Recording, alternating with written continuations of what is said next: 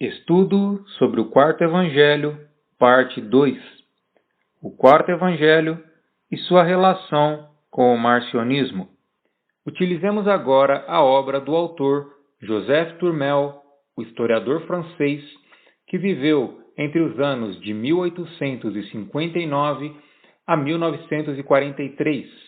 A obra se chama Le Quatrième Évangile, o Quarto Evangelho, e foi publicada sob o pseudônimo de Henri de La Fosse, em 1925.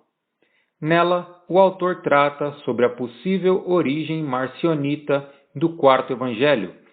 Neste primeiro momento, abordaremos apenas a sua interpretação do Cristo joanino, isto é, o Cristo apresentado no Evangelho de João, e, paralelamente, faremos a conexão com o Cristo marcionita. Vejamos alguns dos argumentos apresentados por ele.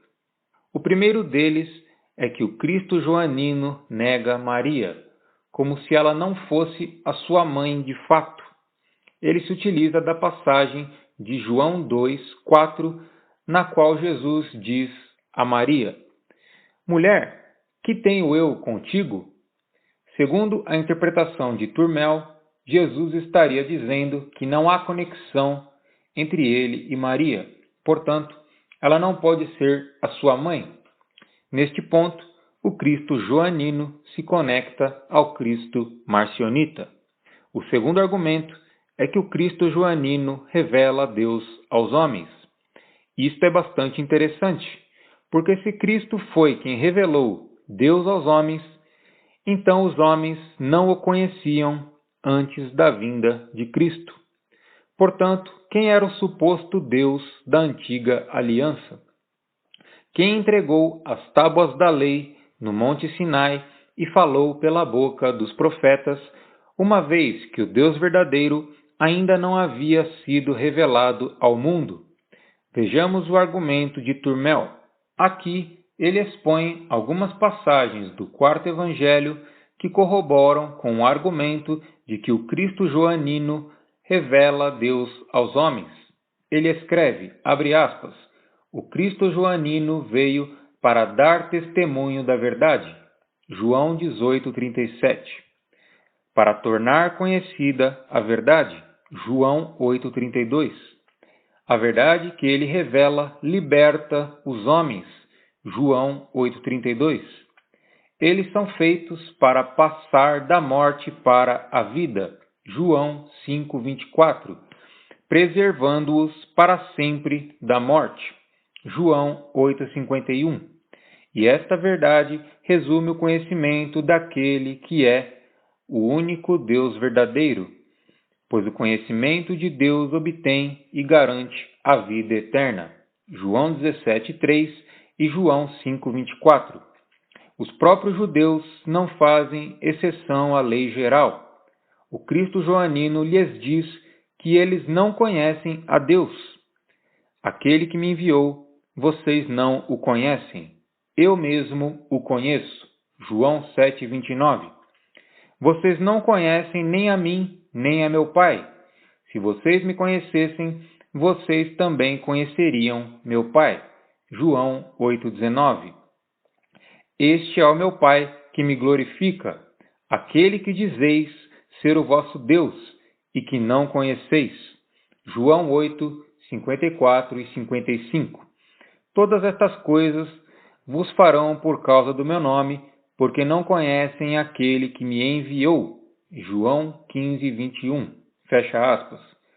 Tourmel segue demonstrando que o autor do Quarto Evangelho se opõe aos textos da Taná, Bíblia hebraica, porque nela há diversas menções ao Deus de Israel.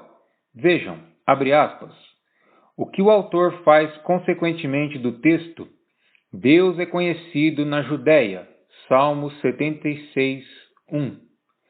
O que ele pensa dos textos em que o salmista proclama a fidelidade de Israel a Deus está escrito em Salmos 44:18 e 23. Não violamos a tua aliança, não está o nosso coração em rodeios. É por sua causa que alguém nos massacra. todos os dias? Continuando, desde o retorno do cativeiro, o povo judeu se afastou das imagens.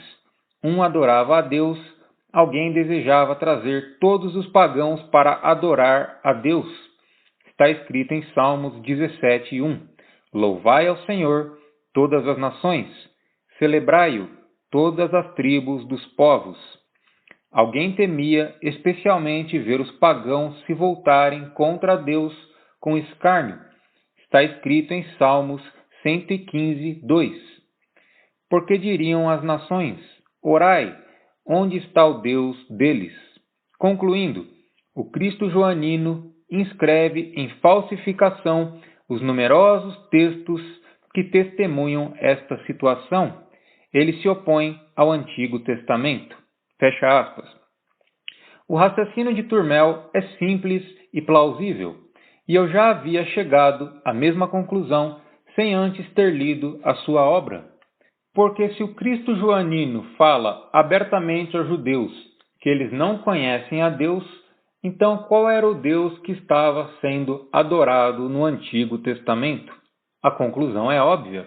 Não era o Deus verdadeiro, mas sim Jeová, se passando por Deus e ocupando o lugar que não lhe pertence por direito.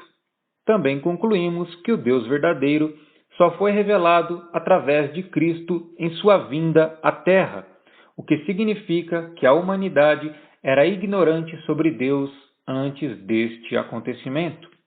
Ela não conhecia o Filho nem o Pai, e os judeus adoravam um falso Deus. Mais uma vez, o argumento de Turmel sobre o Cristo joanino é nitidamente compatível à crença marcionita. No terceiro argumento, Turmel escreve que o Cristo joanino rejeita o Antigo Testamento.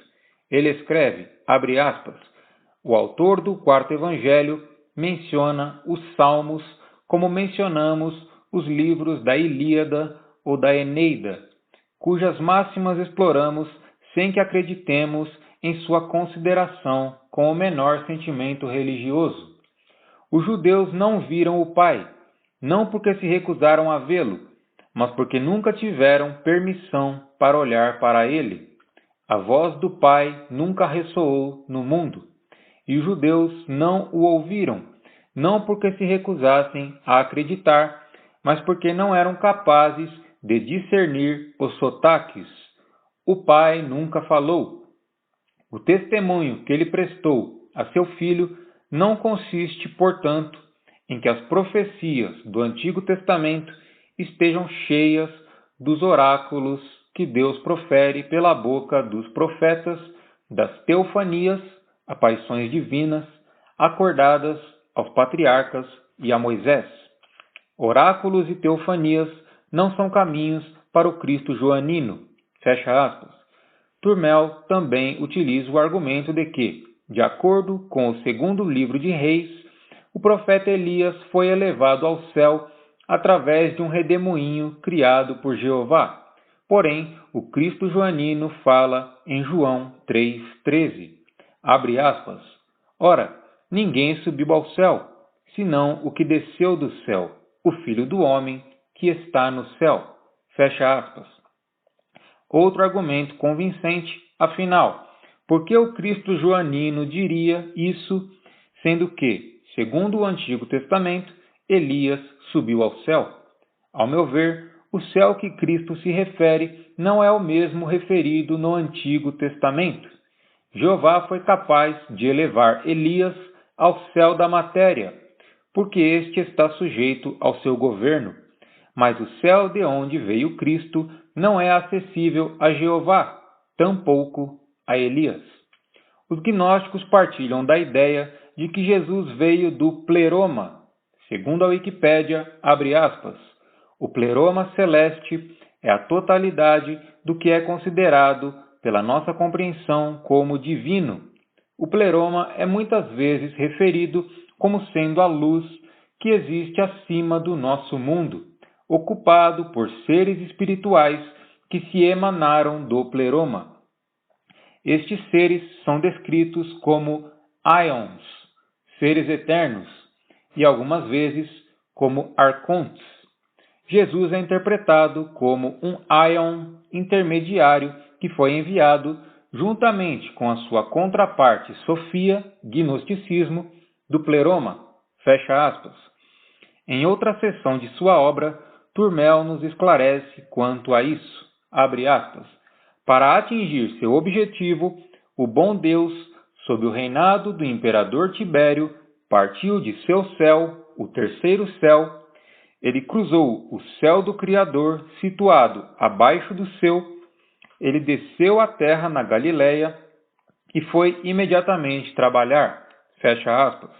O bom Deus ao qual Turmel se refere é Jesus Cristo. Sobre o terceiro céu, podemos fazer uma analogia entre este e o pleroma celeste dos gnósticos. O céu do Criador é, obviamente, o céu de Jeová. A explicação de Turmel sobre a vinda de Cristo à Terra, aliada à cosmologia gnóstica, nos ajuda a entender melhor a questão de Elias e de sua suposta ida ao céu. 4. O Cristo joanino rejeita Moisés e os profetas. Turmel escreve, abre aspas, o Cristo joanino diz na alegoria do bom pastor, João 10:8. Todos os que vieram antes de mim são salteadores e ladrões. Ele diz, todos. Ele não isenta as pessoas, nem mesmo os profetas, nem mesmo Moisés. Apavorados com este ato de acusação, os padres, os apologistas e os críticos fizeram ali o que fazem os bombeiros na presença de um incêndio. Eles se esforçaram para isolá-lo. Fecha aspas. O Cristo joanino disse claramente que aqueles que o precederam eram salteadores e ladrões. Quem precedeu-o? Todas as figuras supostamente santas do Antigo Testamento. Se o Cristo joanino tivesse vindo da descendência de Abraão, cumprido a lei de Moisés e as profecias judaicas, então por qual motivo ele se oporia àqueles que o precederam? Em vez disto, ele teria dito, todos os que vieram antes de mim são homens de grande estima e profetas de verdade. Mas não, ele os chamou de salteadores e ladrões. Sim, ele os reduziu à condição de bandidos, algo que contraria completamente a visão ortodoxa de que tais homens eram santos na terra. Em seu quinto argumento, Turmel escreve que o Cristo joanino luta contra o príncipe deste mundo, que é o diabo. Ele cita a primeira epístola de João, capítulo 3 e versículo 8, no qual está escrito, abre aspas, o Filho de Deus se manifestou para aniquilar as obras do diabo, fecha aspas. Ele também cita algumas falas de Cristo no quarto evangelho, abre aspas, agora será expulso o príncipe deste mundo, João 12:31. O príncipe deste mundo está condenado, João 16:11. Porque vem o príncipe deste mundo e não tem nada contra mim, mas ainda assim vem para me matar, para que o mundo saiba que amo o Pai e que faço conforme o que o Pai ordenou. João 14:30. Turmel também escreve, abre aspas, os filhos de Deus, pelo menos durante os dias da vida terrena de Cristo, formam apenas um rebanho muito pequeno. Qual é a condição de outros homens que constituem a grande maioria, mais próximos da totalidade geral da raça humana? O Cristo joanino nos ensina isso nas palavras que seguem. João 8, 23 ao 44. Vocês são de baixo, eu sou de cima. Vocês são deste mundo, eu mesmo não sou deste mundo. Eu falo o que eu vejo por meu Pai, e vocês fazem o que veem em seu Pai. Se Deus fosse seu Pai, vocês me amariam. Vocês são do diabo e realizarão os desejos de seu pai. Turmel continua, se alguém é do alto, se não é deste mundo, seria filho de Deus, mas sendo de baixo e do mundo, eles são necessariamente filhos do diabo. Fecha aspas. Vemos, portanto, que o Cristo joanino associa as coisas de cima ao Pai e as coisas de baixo do mundo ao diabo. Os que amam o Pai são filhos de Deus, mas os que são do mundo fazem a vontade do diabo, logo são filhos do diabo. São palavras fortes e carregadas de gnosticismo cristão, se é que podemos chamar assim, e estabelecem conexão com o marcionismo. A seguir, Turmel demonstra como o autor do quarto evangelho opõe o nascimento carnal, que é considerado de baixo, ao nascimento espiritual, que é considerado do alto. É através do último que alguém se torna filho de Deus. Turmel cita os seguintes versículos para confirmar a sua tese. João 1,13, representando o nascimento de baixo, e João 3, 3 ao 7, representando o nascimento do alto. No primeiro caso está escrito: os filhos de Deus não nasceram do sangue, nem da vontade da carne, nem da vontade do homem. No segundo caso está escrito, abre aspas, Jesus respondeu e disse-lhe: na verdade te digo que aquele que não nascer de novo não pode ver o reino de Deus. Disse-lhe Nicodemos: como pode um homem nascer sendo velho? Pode, porventura, tornar a entrar no ventre de sua mãe e nascer? Jesus respondeu: na verdade te digo que aquele que não nascer da água e do Espírito não pode entrar no reino de Deus. O que é nascido da carne é carne, e o que é nascido do Espírito é Espírito.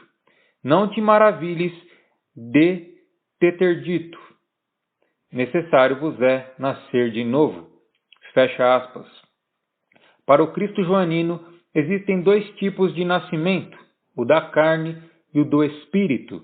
Ele diz que só podem ver e entrar no reino de Deus aqueles que são nascidos do Espírito, e que um segundo nascimento é necessário. O Cristo joanino, portanto, não estima o nascimento da carne, mas sim o do Espírito. Turmel prossegue, abre aspas, assim conclui que o primeiro nascimento é de baixo, e, como aí, quem é de baixo vem do diabo, resigna-nos àquela outra conclusão de que o primeiro nascimento vem do diabo. O que falta no diabo joanino, no príncipe deste mundo, no maligno, do quarto evangelho, como sendo considerado o autor da raça humana? O que o separa do Criador do universo, do autor da obra de 6 dias? Assistimos a um duelo entre o Deus da criação, que também é o Deus de Moisés, e um Deus diferente representado pelo Cristo. Fecha aspas. A conclusão a qual Turmel chegou, através de sua análise do quarto evangelho, é possivelmente a mesma conclusão que Marcião e os seus discípulos chegaram. O nascimento carnal vem do diabo. O diabo é o autor da raça humana. No livro de Gênesis, o Deus hebraico aparece como o criador do mundo e da raça humana. Foi ele quem fez Adão e Eva. Qual, portanto, é a diferença entre o príncipe deste mundo, isto é, o diabo, e o criador do universo, isto é, Jeová? Na minha opinião, esta é uma pergunta bastante complexa e que exige um exame cuidadoso das escrituras e materiais disponíveis. A ela, eu responderia que não existe diferença entre os dois. O duelo que Turmel se refere entre o Deus da criação e um Deus diferente, representado pelo Cristo, de fato existe no quarto evangelho. Passamos agora para o tópico 6 da análise de Turmel. Ele escreve que o Cristo joanino rejeita a ressurreição da carne. Turmel defende a tese de que o Cristo joanino falou acerca da ressurreição espiritual. Ele utiliza João 5,24 como uma das bases de sua tese. Neste versículo, Jesus disse, abre aspas, na verdade vos digo que quem ouve a minha palavra e crê naquele que me enviou tem a vida eterna e não entrará em condenação, mas passou da morte para a vida. Fecha aspas. Turmel analisa este versículo da seguinte maneira, abre aspas, esta morte é o estado da alma que é ignorante de Deus, o Deus cuja existência Cristo veio revelar. Esta morte cessa e dá lugar à vida assim que a alma adquire o conhecimento de Deus, ou aqueles que voltam ao mesmo, a fé no Filho.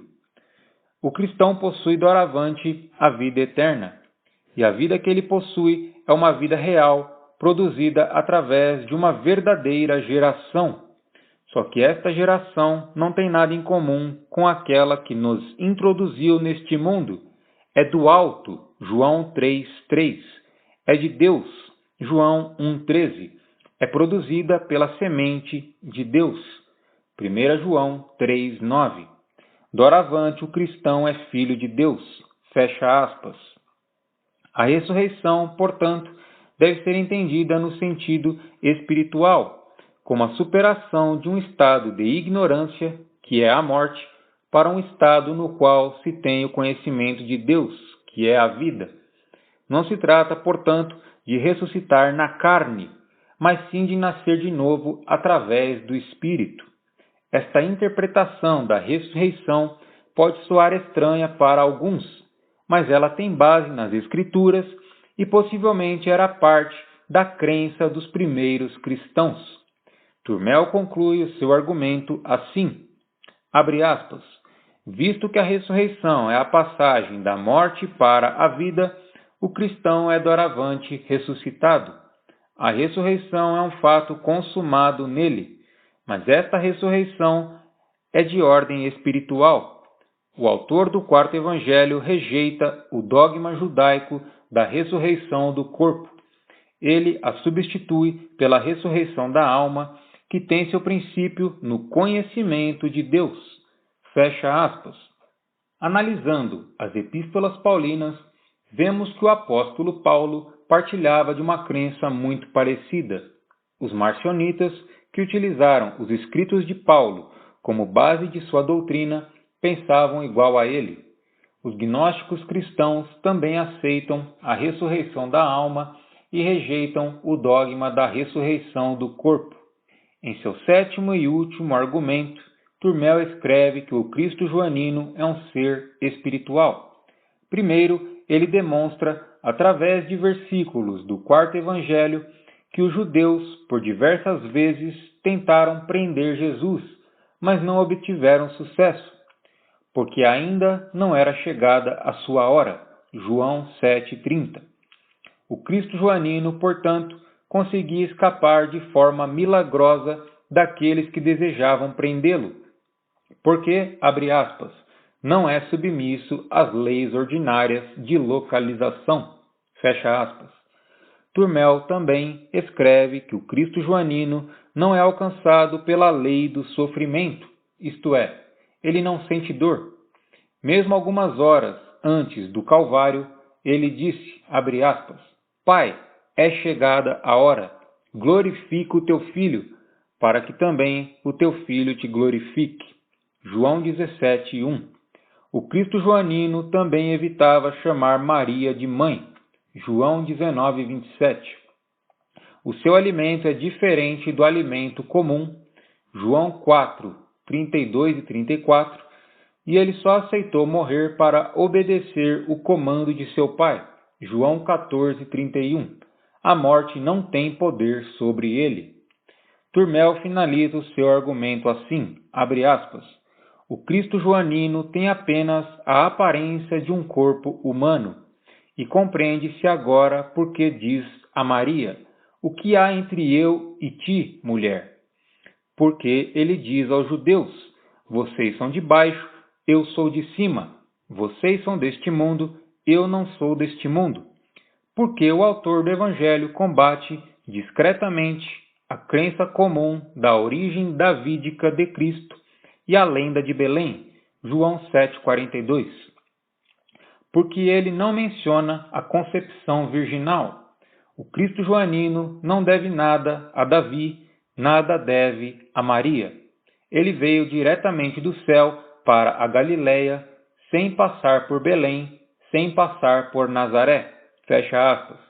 Aqui, Turmel apresenta uma concepção docética de Cristo, que é compatível à concepção marcionita. Para Turmel, o Cristo joanino rejeita a sua suposta ligação com Maria. Fala que veio de cima, de outro mundo, o que podemos interpretar como o pleroma celestial dos gnósticos ou o terceiro céu. Sobre a origem davídica de Cristo e a lenda de Belém, vale a pena depositarmos uma atenção especial nisto. Em João 7, 41 e 42 está escrito, abre aspas, outros diziam, este é o Cristo, mas diziam outros, vem, pois, o Cristo da Galileia? Não diz a Escritura que o Cristo vem da descendência de Davi e de Belém, da aldeia de onde era Davi? Fecha aspas. Alguns do povo, ao que parece, estavam incomodados que o Cristo viesse da Galileia, porque acreditavam que, segundo as Escrituras hebraicas, o Cristo viria da descendência de Davi e, portanto, deveria nascer em Belém. Mas como algo tão elementar passa despercebido por teólogos e eruditos? Porque, segundo o autor do quarto evangelho, Cristo teria vindo da Galileia e não de Belém. Cristo teria vindo de cima, de outro mundo, e não da descendência de Davi. Estes são alguns sinais de que Cristo não é o Messias descrito pelos profetas do Antigo Testamento. Ele é o Filho do homem, a luz do mundo, que veio salvar os que crescem nele e em seu Pai, e não para cumprir as profecias judaicas acerca do Messias. Outro ponto importante a se notar é que no Evangelho marcionita, Cristo é relatado como descendo do céu até Cafarnaum, uma cidade na Galileia. Portanto, segundo a narrativa marcionita, ele teria começado o seu ministério na Galileia, e parece que aqui os pontos se encontram. A narrativa de João 7, 41 se conecta ao relato marcionita, de modo que ambas se confirmam mutuamente. Dando prosseguimento ao argumento de Turmel, vemos que a concepção virginal não é mencionada no quarto evangelho, isto é, nada se fala acerca do nascimento de Jesus através da Virgem Maria. Fica então a dúvida de onde ele teria vindo. A resposta está em sua fala: eu sou de cima, eu não sou deste mundo. João 8:23. E também aqui: ora, ninguém subiu ao céu, senão o que desceu do céu, o Filho do homem que está no céu. João 3:13. A ausência da concepção virginal no quarto evangelho é um elemento compatível ao docetismo e ao marcionismo, sendo que, na Bíblia marcionita, também não existe menção ao nascimento virginal. Turmel encerra escrevendo, abre aspas, o Cristo joanino não deve nada a Davi, nada deve a Maria. Ele veio diretamente do céu para a Galileia, sem passar por Belém, sem passar por Nazaré. Fecha aspas.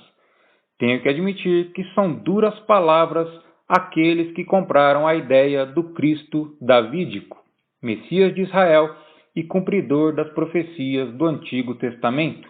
O Cristo judaico, por assim dizer, não é nada parecido com o Cristo joanino interpretado por Turmel. A crença de que Jesus veio diretamente do céu para a Galileia é de origem marcionita, como eu expliquei anteriormente, o que significa que Turmel era um estudioso do marcionismo e compartilhava das ideias marcionitas. Este foi o nosso primeiro estudo sobre o quarto evangelho, analisando as suas características internas e sua historicidade. Também vimos a interpretação do quarto evangelho segundo Joseph Turmel e sua possível relação com o marcionismo. Espero que tenham gostado. Caso sim, deixe o like, inscreva-se no canal e ative o sininho de notificações. Até a próxima!